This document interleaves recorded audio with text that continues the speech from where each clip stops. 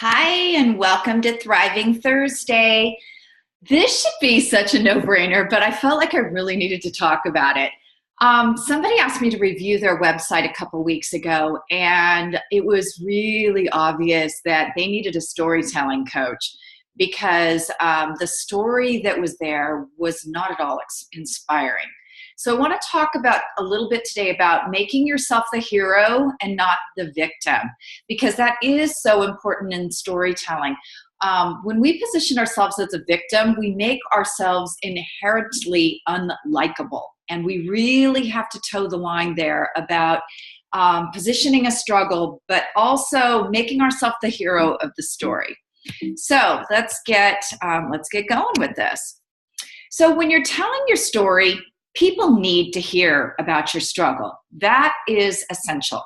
And it's essential because your audience wants to know that you're just like them. You have struggles.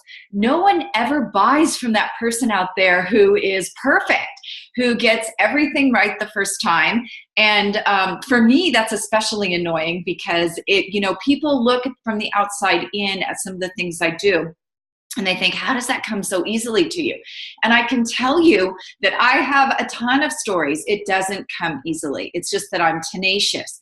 So you have to be very vulnerable when you tell your story. You have to really get into the finer points of the struggle. How did it make you feel? What was your psyche doing? How was it affecting others around you? So be sure and communicate your struggle, but be careful how you do it. Because you do have to make yourself likable.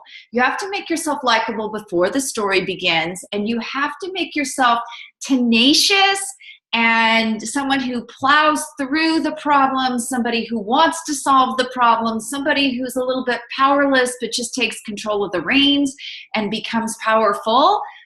But you have to be able to do that and be likable. Like, you really can't say, well, I needed to get from point A to point B, and in the middle, I ran over people in the street because I was in a hurry.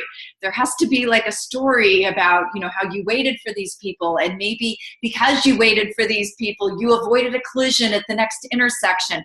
But I don't know if that really got the point across, but you have to be able to be really likable in all this. And that was the thing I really struggled with when I did this website critique, is it was just an ongoing litany of how I got to where I am today. And, people died and I had health problems, and it was just one thing after another, but it wasn't communicated in a way that told me that this person actually overcame these things. It was just, let's just dogpile and hear it. And it was just really ugly. So you have to make yourself really likable. And if someone even picks up a hint if you're a perpetual victim, it's not going to happen. So this is where you have to be the victim, but not the underdog. If you're just, on and on and on, and life isn't fair, and I'm not to blame, and, I was just so powerless because it was other people, and I sat in it, and I'm still sitting in it, you're not likable. So you really have to turn that around and become inspirational at some point with it.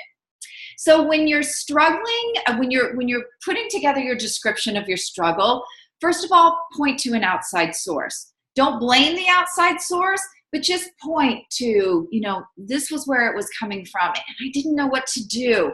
There were extenuating factors, and I felt really powerless. But through this whole powerlessness, I was trying to find a way out. Describe that powerlessness in emotional ways. A lot of times we get into our struggles as ways that are not emotional. We're coming from our head and not from our heart, and that's not what connects with people. Tell people about the jeopardy of the situation. What were the pros? What were the cons? And take your power back. That is so, so important. The downward spiral is needed, but you also have to tell people how you took your power back and how dignified that upward climb was. And sometimes it's not always dignified. Sometimes it's a little bit ugly, but describe it in a way, again, that's emotional.